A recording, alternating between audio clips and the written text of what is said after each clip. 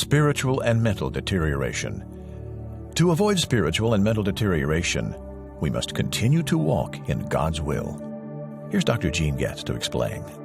What we have here in this principle is just an incredible contrast, and it comes from the life of King Ahaz. 2 Chronicles chapter 28, verses 1 to 4. Ahaz was 20 years old when he became king and reigned 16 years in Jerusalem. Now let's remember that his father was Jotham. And Jotham did what was right in the Lord's sight. And you'll remember, if you go back in the text, he was strengthened because he did not waver in obeying the Lord his God.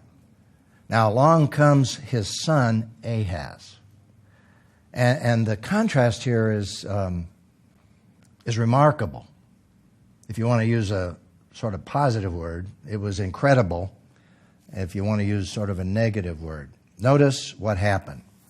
In this text, he did not do what was right in the Lord's sight, like his ancestor David. Now notice the difference here, the contrast between his father. For he walked in the ways of the kings of Israel and made cast images of the Baal. In other words, he followed the kings of Israel. The kings of Israel, by the way, were all evil. There wasn't one good king in the northern part that is called Israel. And they worshiped the Baals. Remember, Ahab was one of the incredible Baal worshipers. And that's one reason why Elijah confronted him there on Mount Carmel. But he went further than just worshiping the Baals. Notice, he burned incense in the Valley of Hinnom. The Valley of Hinnom was a place of human sacrifice.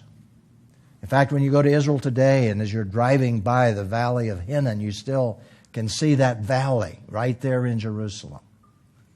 He burned incense in the Valley of Hinnom. He burned his children in the fire, imitating the detestable practices of the nations the Lord had dispossessed before the Israelites. He literally was offering his own children to the Baals in that Valley of Hinnom.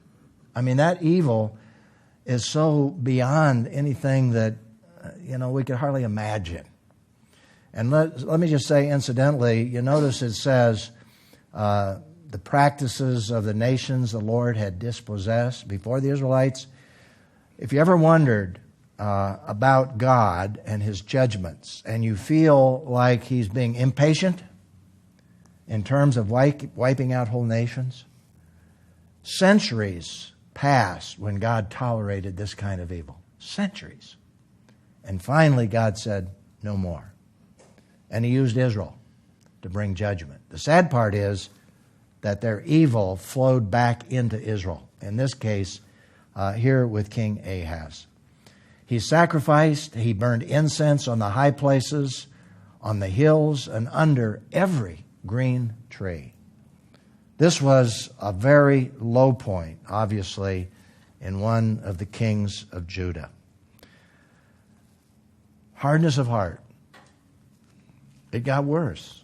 Notice in 2 Chronicles 28, at the time of his distress, King Ahaz himself became more unfaithful to the Lord. In spite of the problems that he faced, he sacrificed to the gods of Damascus, which had defeated him. Now notice, here are the gods, the people of Damascus who worship the pagan gods of Damascus. They're in Syria. And they had defeated him, and because they defeated him, what did he do? Well, we read about it. Since the gods of the kings of Aram are helping them, I will sacrifice to them so that they will help me. Can you imagine? He's defeated by pagans, and so he turns to the pagan gods to help him defeat people who are following pagan gods. That's about the ultimate in bizarre, deteriorated thinking. We read, but they were the downfall of him and all of Israel. As I was reflecting on what happened to this king, what happened to Israel, I couldn't help but go to what Paul described in Romans. In Romans chapter 1, verse 21, 23, notice, for though they knew God.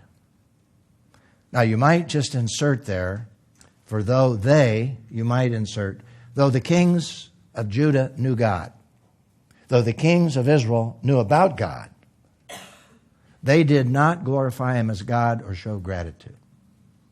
You could plug their names in there. You could certainly plug Ahaz's name in there. Instead, his thinking, their thinking became nonsense. Their senseless minds were darkened.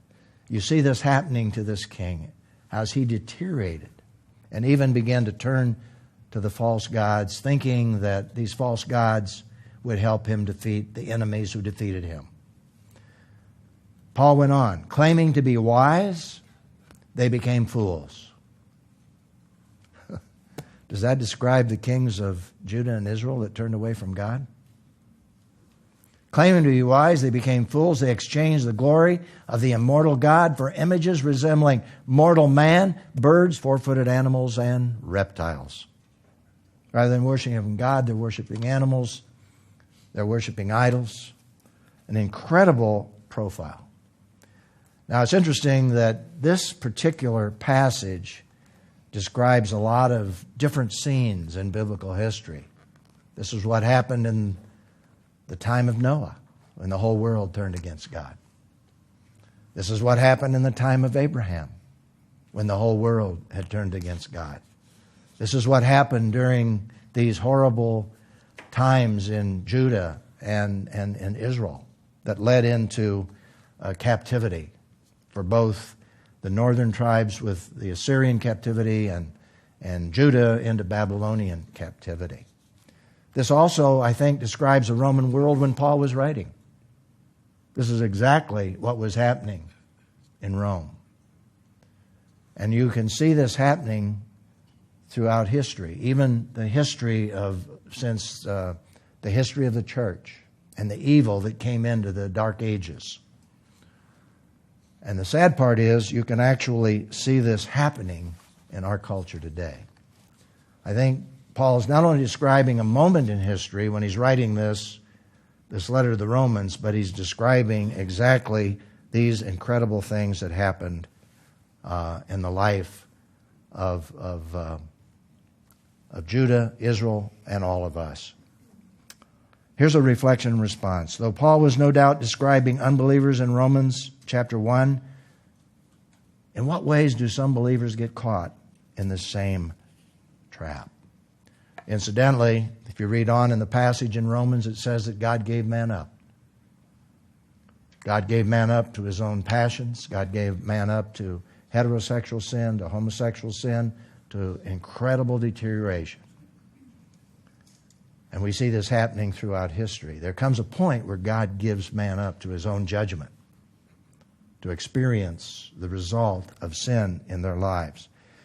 But the practical question here says, though Paul was no doubt describing unbelievers, and he was, in Romans 1, in what ways do some believers get caught in the same trap? Well, the fact is we can. In fact, even in Romans chapter 2, Paul said, those of you who claim to be God followers, you may not do what I've described in the people in Romans chapter 1, but you're looking in on it and you're enjoying the same thing even though you're not doing what they're doing. Boy, does that speak. I think even to some Christians today. So you see, we can find ourselves being conformed to this world if we're not careful. We can deceive ourselves. We can rationalize. We have our own sophisticated gods. We wouldn't bow down to the gods of Baal, but we bow down to the gods of materialism, to sensualism, become involved in addictions. This can happen even to believers. So that's why Paul, writing in Romans, says we're not to be conformed to this world, but we are to be transformed by the renewing of our minds so that we might be able to walk in the will of God and discover the will of God. So let me just share with you that principle once again. To avoid spiritual and mental deterioration, We must continue to walk in God's will.